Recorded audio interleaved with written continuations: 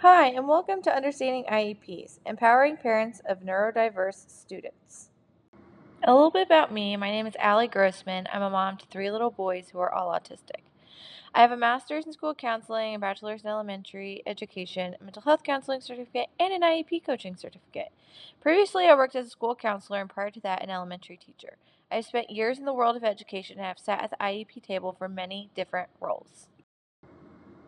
What is an IEP? An IEP stands for Individualized Education Program. It is a legal document developed for students who qualify for special education under the federal law called IDEA, the Individuals with Disabilities Education Act. The purpose of an IEP is to make sure your child has the support they need to access learning. It includes specific services, accommodations, and goals that are tailored to your child's unique strengths and challenges. Now, I want to say something really important. An IEP is not about fixing your child. It is not about changing who they are. It's about giving them access to the education they deserve in a way that works for them. Some parents ask, what's the difference between an IEP and a 504 plan? A 504 plan offers accommodations like extended time or breaks, but it doesn't include special education services or goals. If your child needs direct instruction, therapy services, or customized goals, that's typically where an IEP comes in. Two key legal terms you should know are FAPE, or free appropriate public education. This means every child with a disability is entitled to an education that meets their unique needs at no cost to the family. An LRE, or least restrictive environment. This means your child should be educated with their non disabled peers as much as possible.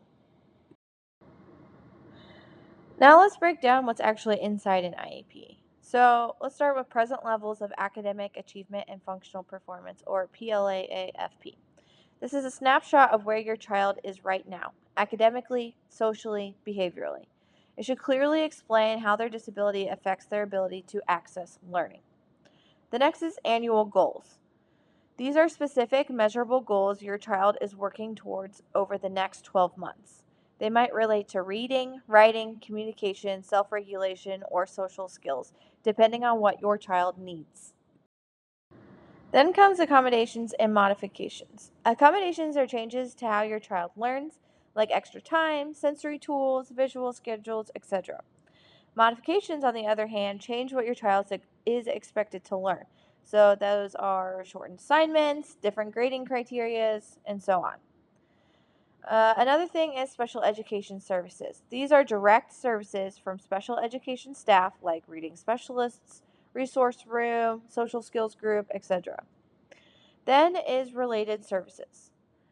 These include things like speech therapy, occupational therapy, counseling, or even transportation if it's part of your child's access to education.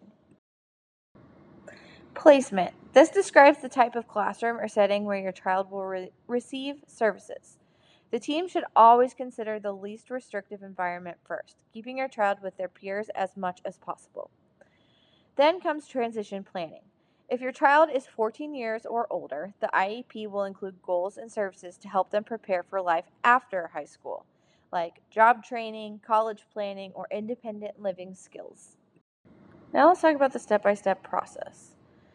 So it starts with a referral. The process usually begins with a concern either from a teacher, specialist, or you as a parent. Anyone can refer a child for an evaluation. Next is the evaluation.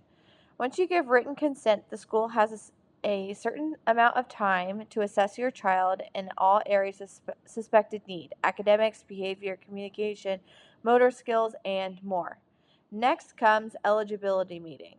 The team meets to review the data and determine if your child qualifies for special education under one of 13 categories, such as autism, ADHD, specific learning disability, or emotional disturbance, etc.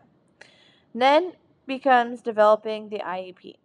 If your child is eligible, the team, including you, will create the IEP document together. You are a full team member and your input matters. Every year, there will be an annual review. So the IEP must be reviewed at least once a year. At this meeting, you'll go over the progress, update goals, and adjust services if needed. And then every 3 years, the school must reevaluate your child to determine if they still qualify and what supports are needed. Then, anytime throughout the year, you can call a meeting to amend anything in the IEP, so you can change anything. This is a living document, so anytime you want to change anything, you can. You just need to request for an amendment for a meeting to meet with the team and change what you need. Parent rights and advocacy tips. You have rights under IDEA, and it's so important to know them. You have the right to be involved in every step, from evaluations to placement decisions. You must give written consent before evaluations or initial services. And you have the right to disagree with school decisions and to request things like an independent educational evaluation, where an outside assessment that the school often pays for will be done. Before meetings, prepare by reviewing your child's progress and writing down any concerns and questions you have. You can bring support with you: an advocate, a therapist, or even a friend who can help take notes. Keep records, take notes during the meetings, ask for copies of all evaluations and drafts. And most importantly, trust yourself. You know your child better than anyone else at that table. Communication and collaboration with the school team. So approach the IEP team as partners, even when you don't agree on everything. Build relationships with your child's teachers, services providers, and case manager early on. And make sure to share any insights about your child's learning style, sensory needs, etc. Stay calm and focused on solutions, even when you don't agree. You can always pause a meeting or ask to come back with more information. Always follow up big conversations with an email summarizing what was said. This creates a written record and keeps everyone on the same page. Don't be afraid to say, "I don't understand that. Can you explain it another way?" Because you don't need to know all of the educational jargon for every little thing. Supporting your child beyond the paperwork. The IEP is just one part of your child's support system. If your child is old enough, talk to them about their IEPs. Explain what supports they have and how to ask for them. Encourage your child to speak up when they need help. These self-advocacy skills will carry them through school and beyond. Focus on your child's strengths. They are more than their diagnosis.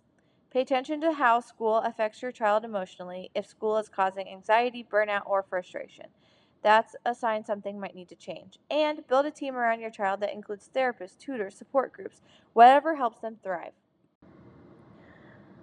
Let me share a few tools and resources that make the IEP process easier.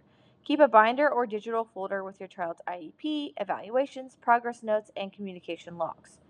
Use apps or printables to track goals, services, and meetings. And also visit sites like these, like rightslaw.com for legal information, understood.org for accessible parent-friendly explanations, and your state's Parent Training and Information Center for free workshops, advocacy help, and other things they may share. It's always a, it's always a good idea to go to your state's Department of Education, and oftentimes they have your safeguards or your parent rights written out word by word that you can read through before you ever go to an IEP meeting. You can also join online or local support groups. Just hearing the "me too" can make a big difference.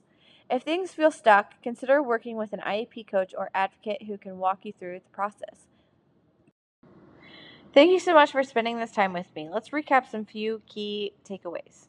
One, you are not alone in this. There is a whole community of families navigating IEPs. Next, you are your child's best advocate. Your insight, your voice, your presence in meetings, it all matters. Also, you don't need to know every law or every strategy. Just start with your questions. Get curious. Speak up. Ask for support. I hope this webinar gave you clarity and encouragement. If you're ready to take the next step, grab your child's IEP, highlight the parts you want to understand better, and reach out to the team with your questions. You've got this, and I'm cheering you on every step of the way. If you're interested in learning more about IEPs, you can follow me at Neurodiversity Affirming Mama on Instagram. I post things weekly, some helpful tips, different things that I'm experiencing with my own kids and how I'm supporting them. You can also go to my website at AllisonGrossman.com and find different information and support there.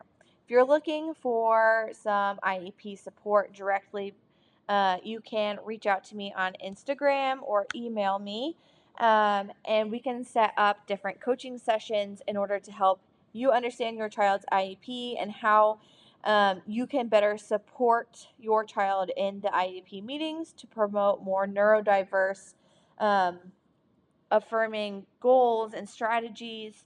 So if you ever have any questions, feel free to reach out and I'll try to support you in any way I can. Thank you so much for watching.